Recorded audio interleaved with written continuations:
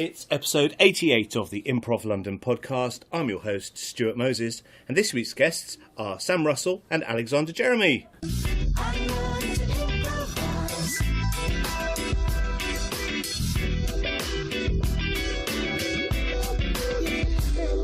Hello! Hello! Hey! How are you? Well, very excited to be here. Yeah. Very excited to have you here. So you are one half of Shoot From the Hip. That's exciting. That's very exciting. It is. We got the sexy half today. Yeah. We left the two nerds at home. The cool half are here today. Yeah. Cool cats are in town. And you perform improv 4 nights a week. Correct. How did that happen? And is it not exhausting? It is exhausting. The 4 nights of the week is relatively new. We started off, our first show in London was in 2011, which started at the Top Secret Comedy Club in Drury Lane in November. And so we just did one Tuesday a week for probably about 2 years. Then in January we started doing Mondays at the Camden Head Angel Comedy. And then we started at the end of 2017 getting a couple of other offers in, so we ended up getting Wednesdays at Up the Creek. We then got Sundays at the Bill Murray, because Angel Comedy, which is an amazing sort of institution, has opened up their second venue, which they funded purely by Kickstarter, and so they gave us another day there. We then had a weird the Top Secret thing, which had been great for years, sort of came to a mutual end, and we've now opened up our own sort of, I wouldn't call it a venue, but night in a place that didn't do comedy, which is the Prince of Wales, which is actually 1 minute away from the Top Secret Comedy Club. So it's sort of just been an accumulation of night after night after night. It's been a slow build, but those first 2 nights had been going on for a long time. Yeah. Sam was one of the sort of core members who very first started up the group, but we were all at the same university together. So we were at Royal Holloway, and we had a society called the Holloway Players. Super cool. Super cool. Still going, apparently. Still going. 10 years. Yeah, 10 years. And I was a couple of years below them. So when I came in, they were in their last year, sort of the core founding members. And then when they left uni, they started up Shoot From the Hip. Yep. And they did all the hard groundwork, whereas I just sort of guested a little bit. And then when I left uni, I joined whilst the audience were already in, so I just came in whilst sailing. I didn't have to do any of the hard stuff. But now I am part of the hard stuff. Yeah, AJ is now a full quarter of the members, and when we've gone through a variation of membership over the years, I think we started off with 8, it then went down to 5 after the first year, and then various other people had sort of gone off. One fell in love and moved to Spain. One had other things to focus on. And so, now it is the 4 members, which is Luke Manning, Thomas Mayo, Alexander Jeremy, and myself, Sam Russell. And the way we don't get exhausted is we do now sometimes get guests coming in to join in. So we were very much a closed shop for the first 6 years of doing it.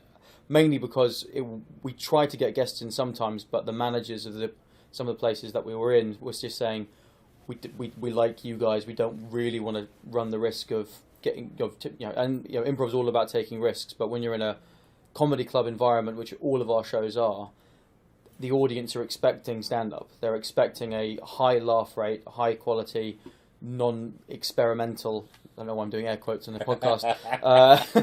Non-experimental form, and we didn't. Maybe we just weren't confident enough to know that we could bring guests in and make that work yet.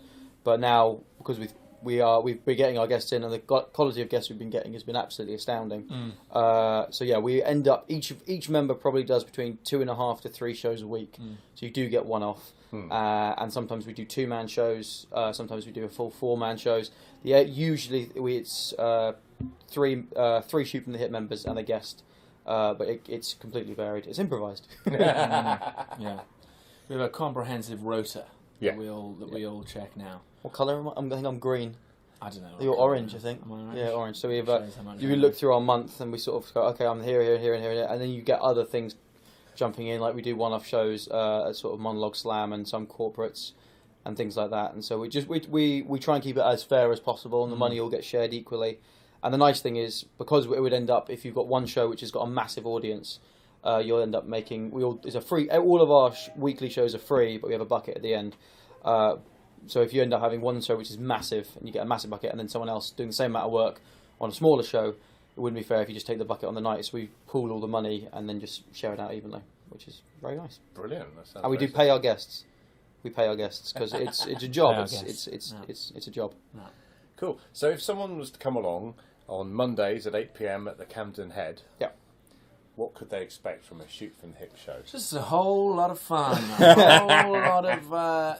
I was thinking about this actually, about sort of what we do that's sort of different than to other groups, and I mean I think all groups do this to some extent, but I guess people like, because we're very playful, we're very, very playful, and the other thing is, I guess, which is by the way why I think we stayed a close knit group for so long also, is that because we know each other so well, that we are just, we can, we're thinking on the same wavelength. And also I think the way we play also is we kind of come from the Keith Johnston-y type background, because when we were at university, I actually remember being in the session, and then I think it was Luke or someone who was just like, mate, you got to read Keith Improv by Keith Johnston, and I famously was just like, I'm not going to read a book about improv. Come on, I'm not going to read a book. It's so stupid. And then, of course, I remember you coming back the session after you had read it. And you were like, I see everything. It changed my life, and now I'm just like the annoying guy who's constantly talking about Keith Johnston. I think we did read everything. We read the Improv Handbook, the Tom Selinsky one. We read Improv Storytellers as well, which is a Keith Johnston. So we tried to absorb everything. So you do shows on Mondays at 8 p.m. at the Camden Head. What could people expect if they come along to that? Okay, so firstly, that's the Camden Head in Angel, not the Camden Head in Camden. That gets very confusing. It's actually under the banner of Angel Comedy, which is a great venue that does shows 7 nights of the week, and there's a second venue now at the Bill Murray. So if you turn up to the Camden Head in Angel for Angel Comedy on a Monday, you will see us, which is Shoot from the Hip. You will turn up probably at about 7:30. You might be asked to queue outside because it does get quite full. Brilliant. Usually we're at about between 70 and 90 people in what is basically an upstairs pub room with a small stage, a couple of black curtains and some lights. The show, we think it's a very easy, accessible show for people who've never seen improv before. Every show we've started has always been in a comedy club, not in an improv club. So a lot of people turn up thinking they're going to see stand-up or certainly something scripted. So the way our show has been formulated over the years, and basically it's just come this way not by any sort of design, but by what works. And games have fallen by the wayside, and show formats have fallen by the wayside. We've tried to do risky things, and it's just honed down to this. The first half will be a collection of scenes and games that are tailor-made in order to introduce audience to improv. So we do change, which I know other people call new choice. We do it slightly differently, because new choice, as I've seen it anyway, is like you kind of go, you do something and you go new choice, and then you do it about 2 or 3 times. We play it super aggressively, so we'll be changing competitively. Yeah. 5, 6, we've done 15 change. You know what I mean? So it can be really, really fast. For example, if Sam said, I love you, darling. Change. I hate you, darling. Change. What are you wearing, darling? Change. Who are you, darling? Change. Where am I, darling? Change. Goodbye, darling. Change. So Hello. that's the kind of and I think it introduces the concept. It also actually warms us up. Yeah, it's a very good warm-up game for us as well. But yeah, it gets to that point where you don't really know what's about to come out your mouth. Yeah, it's so our opening sort of patter is all about explaining what they're about to see, what improv is, and we try and give a cheer like, have you seen improv before? And the majority of our audiences haven't seen it before, and all the people who have come back to see Shoot from the Hip. We get quite a lot of repeat custom because they like the format. It's not particularly repetitious in any way. There's no formula to any of our stuff or the suggestions we sort of take. It's very much you throw it out. One day we'll be doing a scene about why the Romans called their slaves, and the next week it will be 2 guys fighting over a stapler in an office. It's very but I think that people come back because it's very different. They also come back because they like seeing us muck around with each other. We play the A game and the B game very hard. So the A game of sort of focusing on the game that you're playing and focusing on the improv and the theatre of it itself. Don't know why I'm doing air quotes in an improv podcast. And the other half, which is because we are mates and we're friends, we've been doing this for years. We muck around with each other. We'll pimp each other. We'll say, "Can you do that poem you wrote with rhyming couplets every third line was beautiful, darling. Read that to me again." "Oh, I didn't know you used to rap." That sort of thing.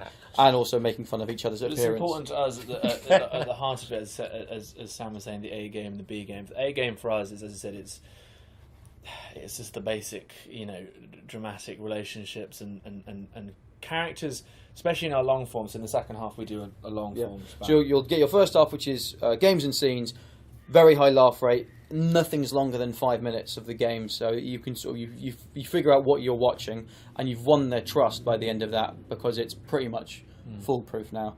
They then go away for a 10-15 minute interval, and they come back, and we always start the second half by going, now we're going to do something slightly different in this half. We're going to tell you a story, hope with a nice beginning, middle, and end. It's going to be Oscar award winning, BAFTA nominated, but it's not I've not seen a long form like it. No, I just think I think it's just important for us that you can't, the B game, as we call it, which is us sort of playing in a kind of meta sense. Where the characters are sort of aware of themselves and the scene and blah blah blah. But you can't.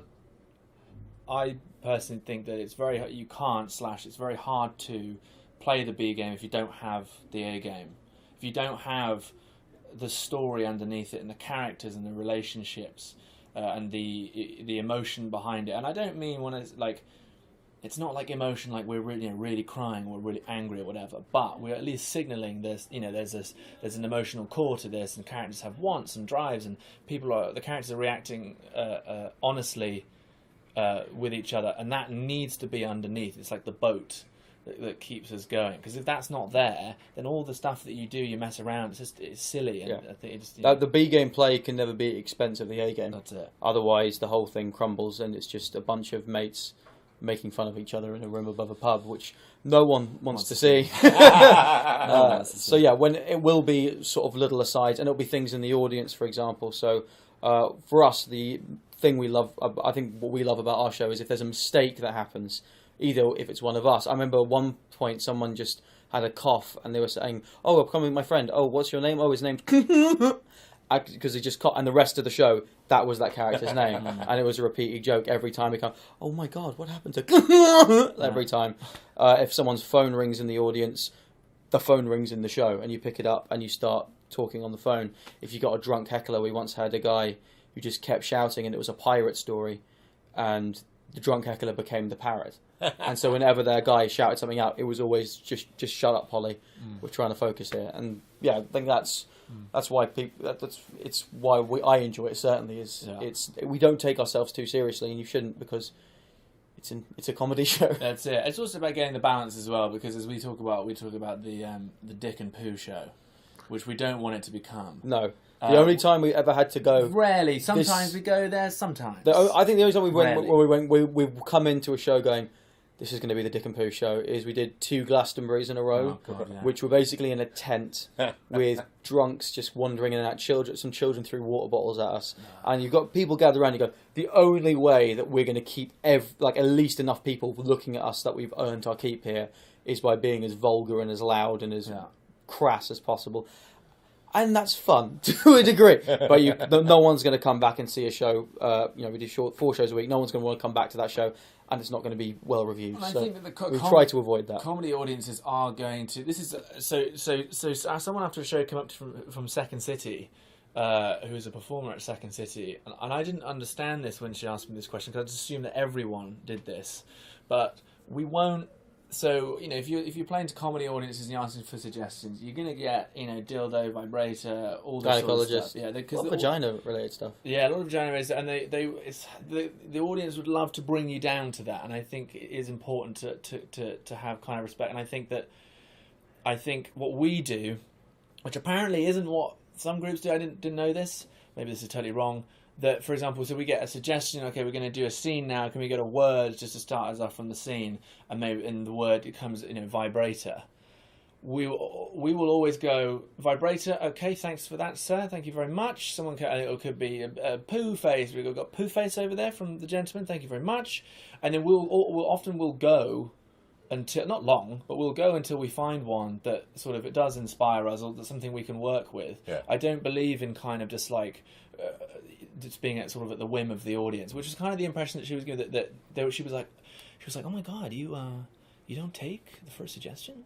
Yeah. We were like, well, no, because otherwise all our shows will be about vibrators. Sometimes people are terrible at giving suggestions. Like really bad. You got to teach them. Yeah, that's what I remember that they're saying. You teach them throughout the show how to give suggestions, which I just don't think. I think anything with Shooting Hip's really been thought through. No. It's just been evolution and survival. Evolved. It's been survival. It's been okay. We do 4 shows a week. Each half is 35 minutes to 45 minutes. We have to get things that work, and we have to create ideas and formulas that work. And again, if you asked us to write a book about it, we probably couldn't, but they're there, they're instinctive, they're in the back of our heads after doing these many hours.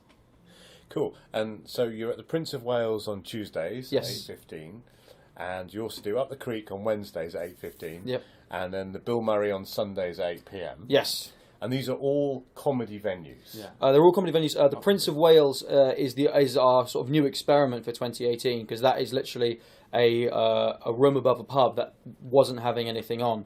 We were at the Top Secret Comedy Club. That's where we started off from 2011 until the end of 2017. We then just sort of come to a point where we just wanted to break ways, and we wanted to try and go out on our own and see what would it be like to actually try and start something from the very, very ground up. So that is the only one that isn't an established comedy venue, but the rest are stand-up every other night of the week. So does that have a different atmosphere?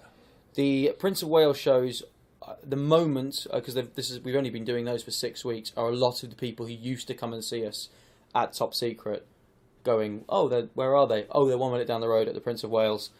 We'll go to the Prince of Wales. So they kind of know what they're in for. They all feel very similar. They all feel the same, actually. Yeah, which is They all pretty kind of a much good the thing same. and a bad thing.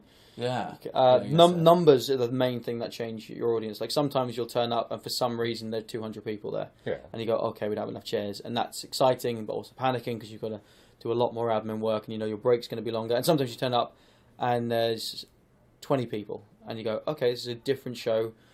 Okay, we've got to think about blocking off some of the rows so people don't all sit at the back in these frightened little lumps. We've got to realise we can't come out going, yeah! Because you get 2 kind of shows which I sort of we've got rock and roll shows, we've got acoustic shows. Yeah. So you get some shows out where you can play, you know, ridiculously loud gangster rap and sort of cheer for 30 seconds when you come on and everyone's there with you. But if you did that in an acoustic show, everybody looking going, this is... These guys are too much. This is way too much. Way too much. I remember that with the Monday shows, when we were doing Monday and Tuesday, and then Mondays we were getting sort of like 80 to 100 people, Yeah. and then Tuesdays was like 150, sometimes like 200, and that was, yeah, you do play that differently. We talk about playing. I haven't quite got the terms right for this yet, but the difference between playing, you can play quite hard, and then you can play a bit softer.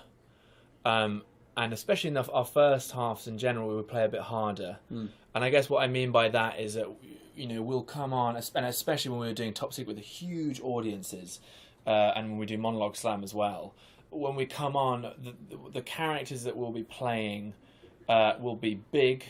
Not necessarily they're all loud all the time, but they're very clear. I think Archetypes. Yeah, sort of archetypes, and also what we're saying needs to be really. So we can't do the whole like, oh well, we're here and we got our farm. Hey, Bessie, it's got to be very clear. Go, the farm looks beautiful today. You know what I mean? That's it. It's clear. It's a little package. The audience gets it. It's loud. They understand. It's got hard edges.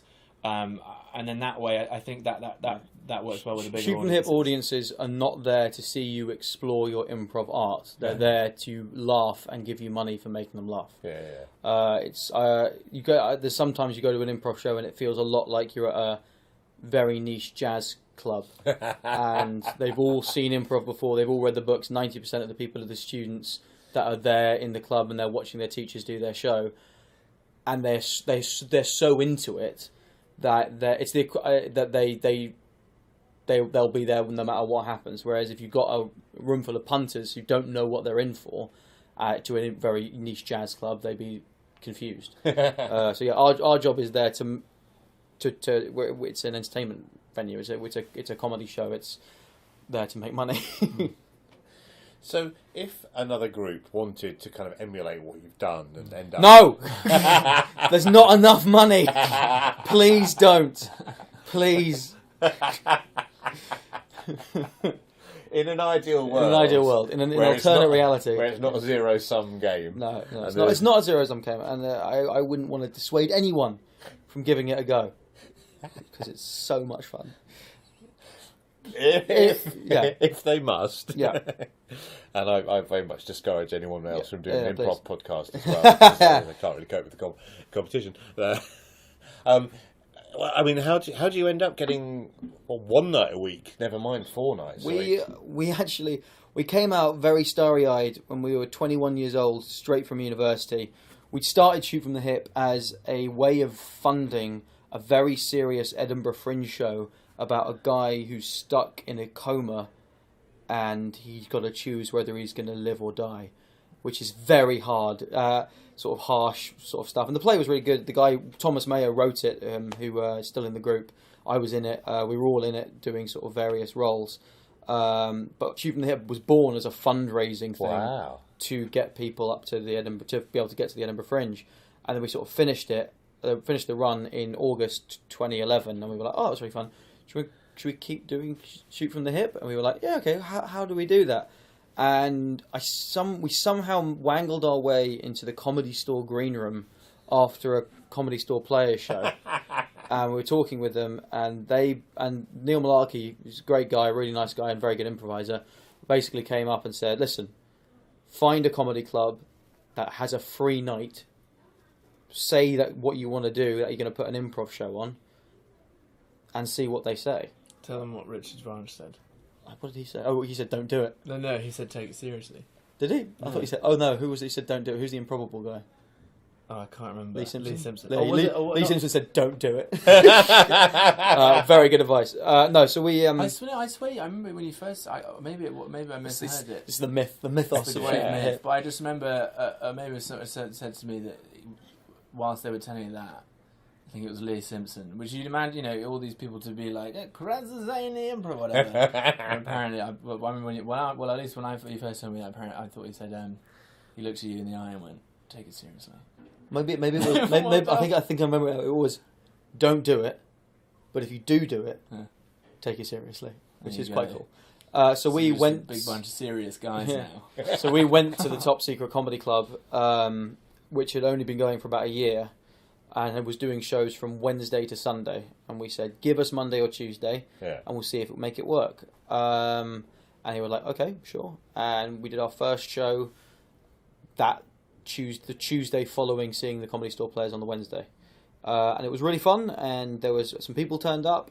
We had our second show, which was the smallest show we ever did, which was 14. And from there, it just got bigger and bigger and bigger. And then in the beginning of January 2014, I just started doing stand-up. And I went to Angel Comedy, which is if you're ever thinking about starting doing stand-up comedy, try and get on an Angel Comedy Raw night. It's the place to see if it's going to work for you. Yeah. But they used to do this thing so they did shows from Tuesday to Sunday, and on Mondays they did something called Bad Movie Night. And I got to talk to them about improv and how I started off. And I said, I just have interest. Would you ever be interested in having improv on the Monday instead of Bad Movie Night? And he went, well, actually, lots of people turn up to Angel on Monday thinking they're going to see live comedy and there's nothing on there. And so basically what we are is a chance for comedy promoters to have a night off. Oh, wow. So they don't have to worry about booking anyone. They don't have to worry about doing any tech. They don't have to worry about paying anyone, anything like that. We have designed something which can be inserted into a venue and with minimal cost to the management. And that was something that after those first two, up the creek, we got an email from saying, would you be interested in taking this formula into our Wednesdays? And we went, yeah, sure, that'd be great. And then Bill Murray was in the same week saying, we're going to start doing pro shows every night at the Bill Murray at 8 o'clock. Would you like one of those days? We said, yeah, we'd love to. So yeah, we've managed to extremely increase our workload in the last few months. But hopefully the idea is they are filling up now, and when they're all at their peak, it'll be a nice little earner. Brilliant. and you're involved in something called Monologue Slam UK. What's this? Well, Monologue Slam, I mean, again, Sam was there at the beginning of this, but correct me if I'm wrong, is that they asked you to do some stuff when they first started up, is that right? So they've been going for a while. They used to haven't. So they do basically, it's an improv monologue. So not an improv monologue, a monologue competition for actors to get seen by industry people, set up by a company called Triforce, which is a fantastic thing, all about inclusivity, started up by two actors, Fraser Ayres and Jimmy Akambola. He was just in the Bible sort of mini-series. Jimmy Akambola's been at Holby City and was in Arrow, which is the CW series. So two really good actors. And they used to get the actors to do an improv section of the show at Monologue Slam between the 1 minute and 3 minute rounds. We ended up sort of just talking, and we said, well, would you be interested in having Shoot from the Hip doing that improv section instead? Not because the actors were bad at it, but because they weren't professional improvisers. And so we said, we'll come in, we'll do 10 minutes or 15 minutes of improv just to lift the spirits, because usually when actors do monologues, they are very serious about it and want to show their full emotional range. So we're there just basically as a lift up at the end of that section. Goes down great, because I think they've had a lot of mum dying speeches, right. And then so just to have some guys having fun, I think they suddenly just like Yeah. But the whole show is absolutely fantastic, and then they have a musical guest at the end, so it's just a way of adding another flavour to this very important show as well, because it's a lot of young actors have got their start doing this Monologue Slam. So again, Angel Comedy, if you want to try doing some stand-up, get on a Monologue Slam if you want to be an actor. Cool. You also do improv classes? We do, yeah. Big old break. We've had a big old break. As I said, we've been starting up these 4 new shows, so we've been focusing on that. So we do like an 8-week course. It's a good time. We've had people on the course get together who are now, engaged. Wow. Potentially find the love of your life. Higher success rate than Match.com. That's it. But the course is our spin on traditional improv training. It's a level 1 course, goes on for 8 weeks, 8 Sundays.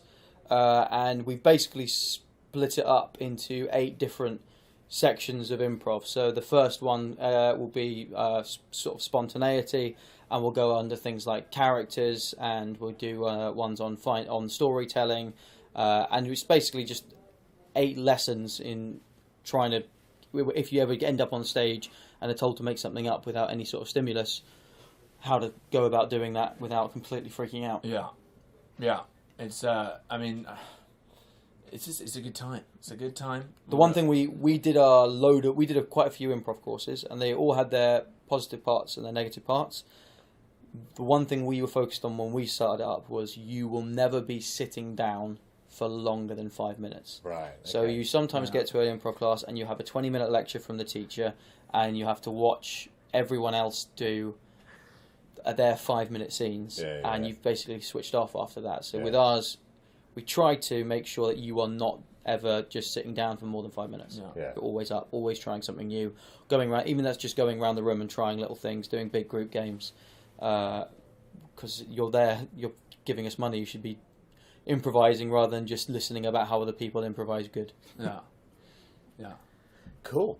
And you've got the big show coming up at the Theatre Royal on Saturday, 17th February. The big show, yes. Tell me about that. We did Monologue Slam a long time, and then which is at the Theatre Royal Stratford East. Stratford East, and then one day we just got an email saying if we wanted to do our own night there. A one-off. We were very, very over the moon about, because it's a 500-seater. So we talk about the rock and roll and acoustic show. This will be the arena sort of. This is it. This is the big show. Stadium tour. So it's 500-seater theatre. Tickets are £10 if you buy them in advance, £12 if you get them on the door. On the 17th of February, 2018. It's not just 4 of us. We've got 3 other guests coming in. We've got Paul G. Raymond. We've got Joshua Mills. We've got Kat Bennett Fox. So it's going to be a big old group of people. We're going to be able to play games that we can't do easily with 3 or 4 people. So That if you're an shoot from the hip sort of veteran and you've seen a whole load of shows, this will be some people that you recognise. I mean, Paul and Josh are members, past and present, who are coming back. Josh is coming back from Spain to give this a go. But there will be games that you've not seen, or either for a very long time or ever in this show as well. So we're very excited about that. It's going to be fun. Cool. Right. Time for the big last question, because you have to go off and do one of your 4 shows a week tonight. What would you say was your personal signature move? What is the thing that you bring the house down, you save the day? What is it? As improvisers, or as shoot from the hip in general? Or shoot from the hip signature move, or as individuals? I was thinking you individuals. Well, it's funny because I'd say that me and Sam we're quite different improvisers.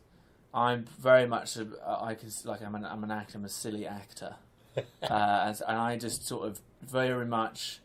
It's funny because we talk about comedy and stuff, but in terms of my psychology, if I went into a scene feeling I had to be funny, I don't know why, but that would just dismantle me.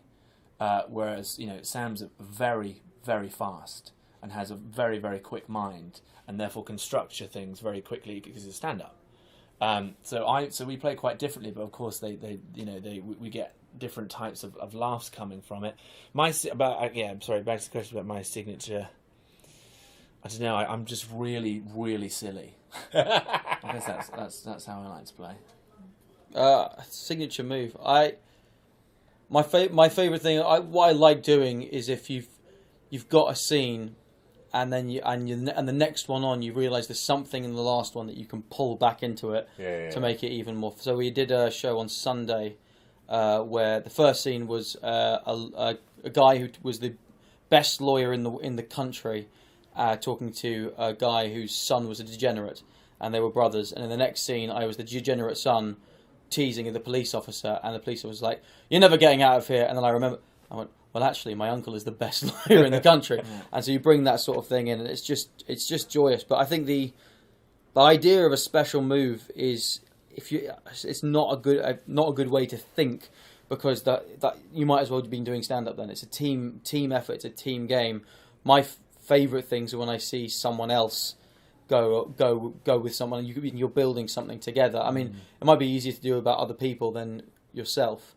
Like, I think AJ will sometimes make an emotional choice or a change or a justification, which is I just never would have come into my head. I mean, as I said, I'm a very serious actor. Yeah. So essentially the reason I'm there is because none of the big films want me. So, so I have to act. This is where I Tom Mayo is incredibly good with wordplay, and if you just said to him, if you said, "Can you just do an improvised Shakespeare speech, please?" It'll always get a really good round of applause.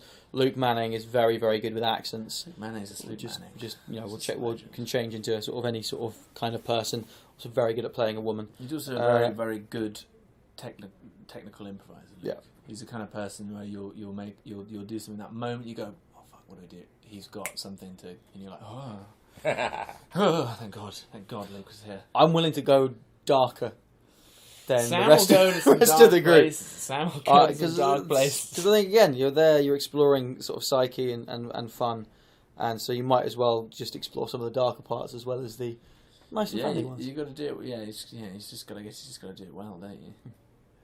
So, yeah. You've just got to do it well. Just got to do it well. There's some words. You just got to be really good. Just got to do it well. Be really good. And performing four nights a week. 4 nights a week might be a really good step towards becoming good. Very good way of becoming good. We've got to make sure you don't get into any bad habits as well, though. So we do always usually have a beer afterwards, and we do a breakdown of. And it's not as if you're an improviser, if you go in a group, don't pick up someone if they do a mistake once, because everyone makes mistakes and everyone can fuck up. If you see, because we do 4 shows a week, if we go, "Oh, Luke, you've started 4 shows in a row as an old gruff man with a past," maybe don't do that next time. "Sam, you've started every show as an old gruff man with a past." Maybe don't do that again. We like a lot of old gruff men with pasts. It's you sort of pick people up on if there's a bit where, because someone's had a busy week, they're not listening, so they can never remember the names of what the characters are. So we're going, "Yes, well, it's really nice to see you. Oh, and your name is," and you see the panic in their eyes. So yeah, you work together on your things that you make mistakes on. positive. We especially since we started doing 4 shows a week, as we see, you can see the grooves that you know what I mean. Because naturally, the brain's going to want to find its comfort places, and so I think we've now really started to make an effort of what we call positive constraints, which is essentially that exactly what Sam said. You can't do X, Y, and Z.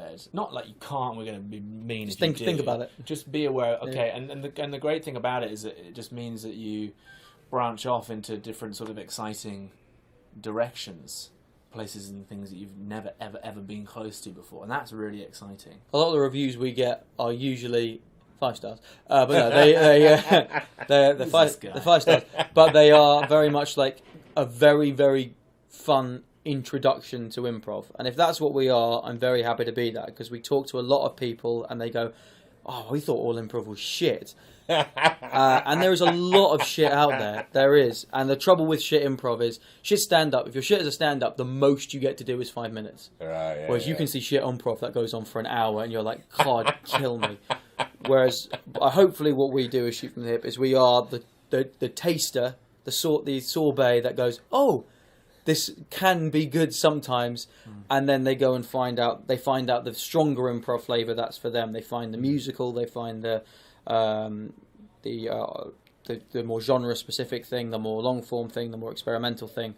We are the gateway drug. The gateway drug. We are the marijuana of improv. Brilliant. I think that sounds an excellent way to leave it. Thank you for fair enough. Thank you so much for having us. Thank you for coming on. No worries. Let's go and do a show. I made this. That's improv!